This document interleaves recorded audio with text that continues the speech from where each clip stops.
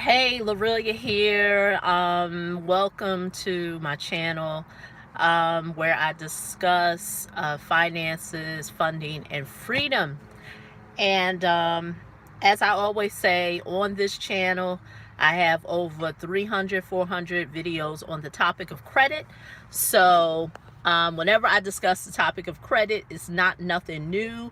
Um, it's not nothing new for me. I am very familiar with the topic. So as you can see, the title of this video is "The Financial Revolution Will Not Be Televised." What do I mean by that? Well, the great poet Gil Scott Heron did a poem that said the revolution will not be televised. And I actually changed it up some and I said the financial revolution will not be televised. And so Monday night, I did a Monday night, phone is about to die. This always happens to me, right? I'm never prepared, right? Monday night, I did a private webinar about this topic to people that I work with, explaining to them about the financial revolution will not be televised. And what do I mean by that? When you look at the history of economics, when we went from the agricultural age to the industrial age, based on history, because of course I wasn't here either, hundreds and hundreds of years ago, you saw the change in the landscape. What do I mean by that? That is when your major cities began to build up. Because remember, we went from the agricultural age at the turn of the 20th century into the industrial age.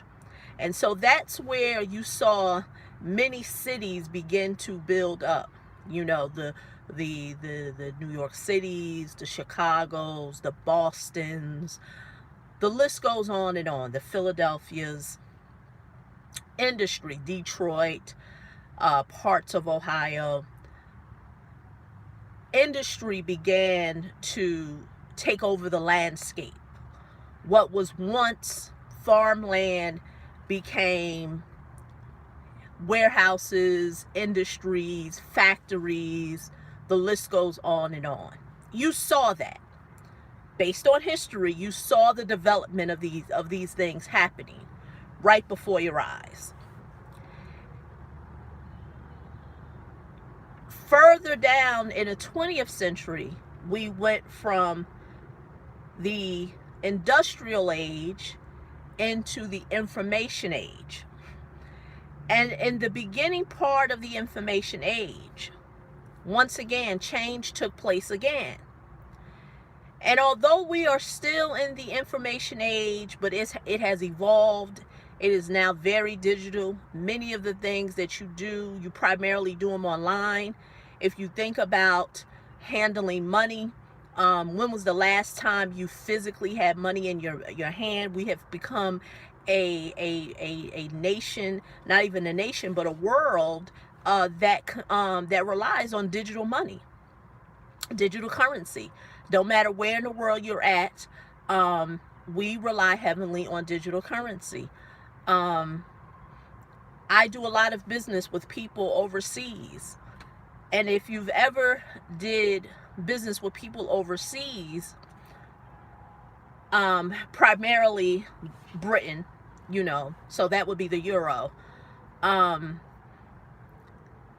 PayPal, for example, will allow you to convert your money.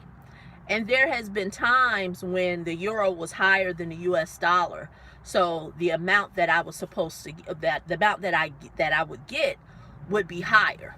So if a person was supposed to pay me $50, just giving numbers, and if the euro is higher, I may get, you know, a little less.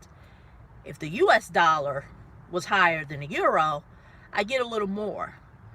So where am I going with all this? What people do not realize is there is a financial change that is going on. But what happens is that when you are caught up in your world of paying Peter, robbing Peter to pay Paul, financial setbacks, financial strife, you may be, in a family where everyone is struggling and you're just trying to make ends meet. Have you ever asked yourself, how is it that some people are thriving financially and some people are just making ends meet? See, what people do not realize, and that's why I said the financial revolution will not be televised. There is a major shift going on in terms of how people are creating income for themselves, and you're not going to see it. You're not going to see it. Let's take a very large platform like Amazon. And by no means, I'm no e-com expert. Is my book sold on Amazon? Yes, of course. But with that being said, you take a platform large like Amazon, where there are millions of things to buy, millions of sellers, millions of buyers, a lot of money being transacted. How do you think Amazon can become a billion-dollar company? Do you really think it's based on a pretty interface? Do you really think it's based on the fulfillment that the company provides? Yeah, that's a part of it. But it also has to do with the machine that is going on behind the scenes digitally that most people cannot see. And that's why in the next coming years, 10, 20, 15, there is going to be a clear separation of those who are hurting financially and those who are thriving. And it's all going to be based on access to information. There are some people who are holding so dear and true to information in an outdated playbook. And they're hoping like heck that some way or the other, the playbook will somehow work out, and it won't. I tell people all the time, people are not doing as bad as you think. Just because you may be robbing Peter to pay Paul, and just because you may be hurting financially, that's not the large portion of what's going on right now. I came across an article right here in my home state. I grew up in the city of Newark, New Jersey. Most people who remember Newark back in the 70s and 80s, it was a crack era, ran down city. Even the downtown area was not the best, but the one piece of value that the city of Newark always had was its accessibility to New York. You literally can be 1 or 2 train stops away from the city, depending on what mode of transportation you took to get over there. If you were driving, you can get over there. If there's no traffic on the highway, you can get there in about 20 or 25 minutes, depending on what section of Newark you live in. Came across an article today. Can you believe they have in the downtown area? Every city has their downtown area. I don't care if it's Baltimore, DC, Boston, the list goes on and on, Atlanta or whatever. There's always a downtown area. So even if you're not familiar with Newark and you don't know the landscape, let me tell you what was once a ran down city is now a city that is definitely on the move, has been on the move for the past 10 or 15 years. came across an article. They're about to turn the old New Jersey Bell telephone company that eventually became Bell Atlantic, which eventually became Verizon.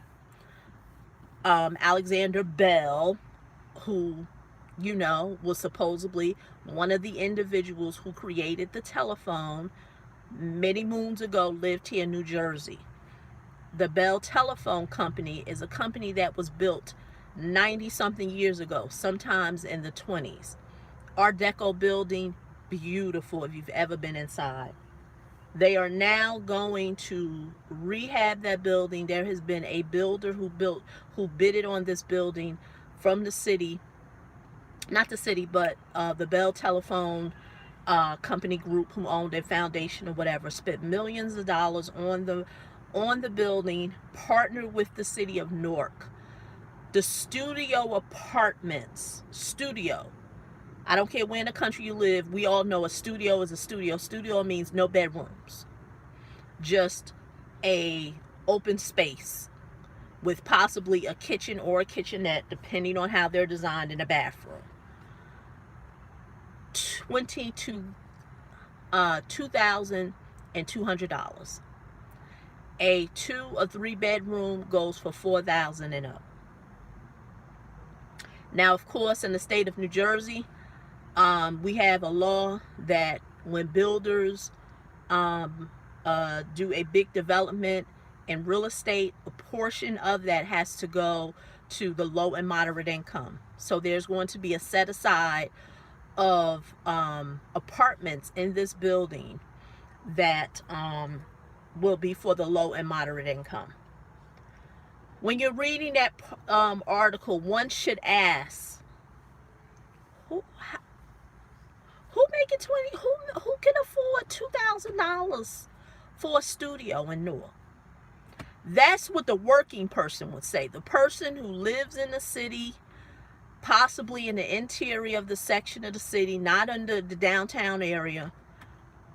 The person who's making ends meet, robbing Peter to pay Paul, is asking themselves, who can afford that? Because I have family members who are saying that, who still live in the city. Who can afford that?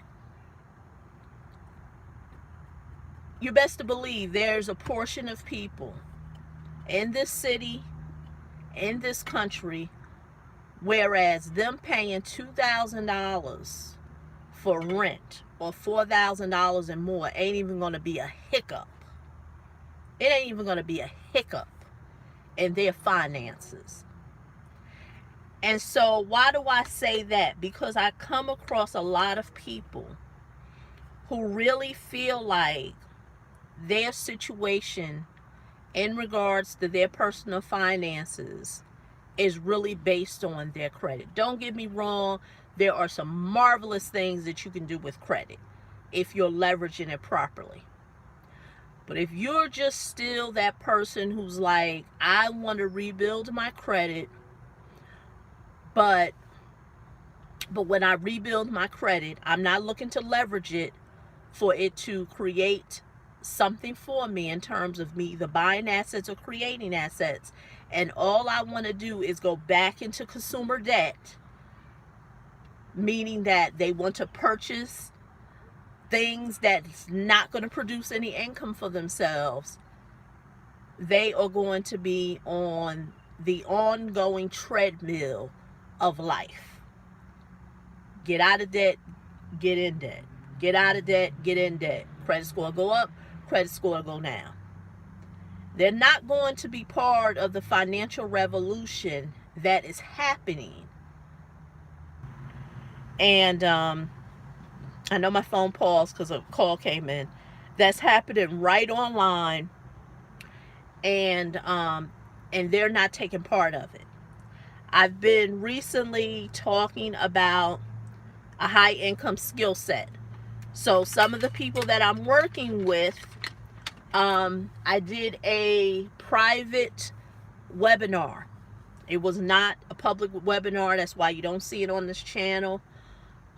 Explaining to them how the machine works, even for what I do. And what you may see here on YouTube. A lot of people will not explain to people that there's a machine behind what it is that they do.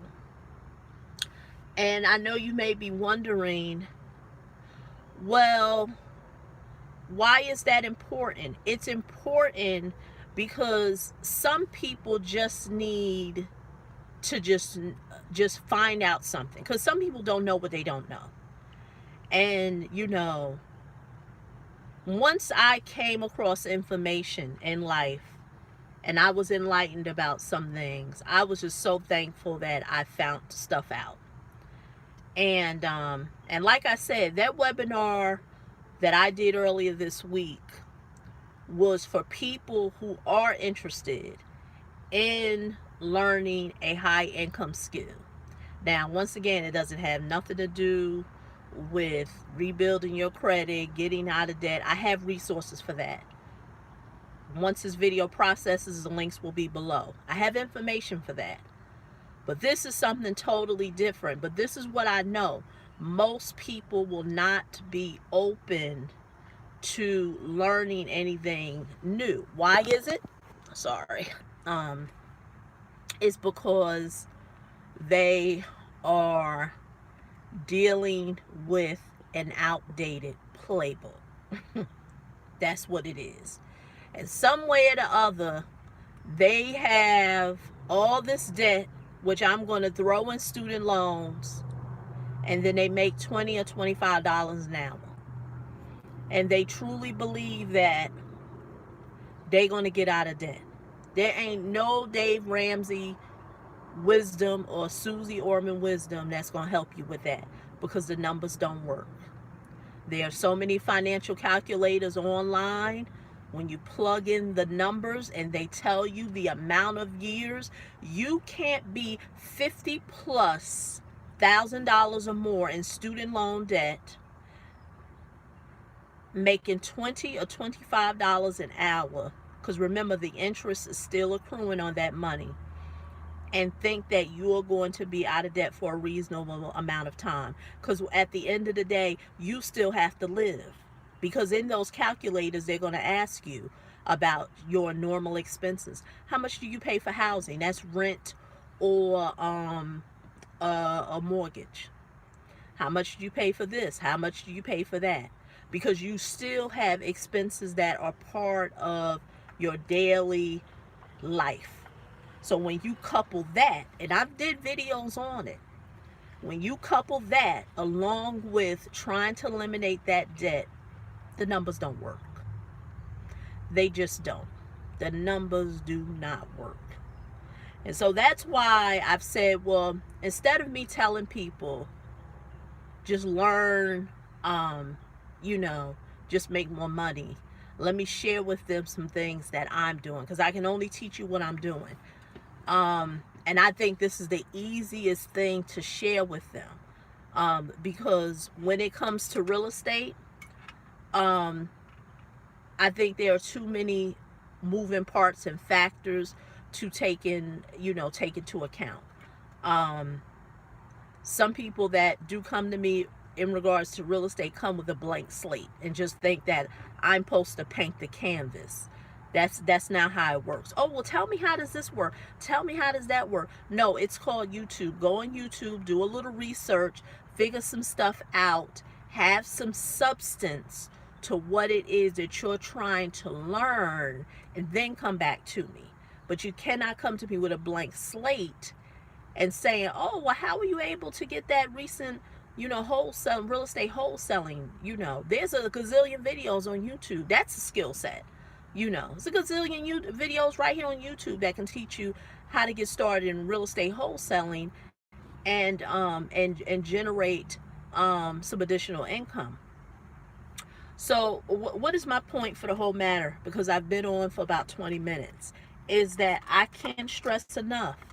The financial revolution will not be televised. In the next 15 to 20 years, even 10, you are going to see a massive shift in terms of how people, number one, are earning money, how money is going to be collected, even the circulation of money. I mean, when's the last time people physically felt money?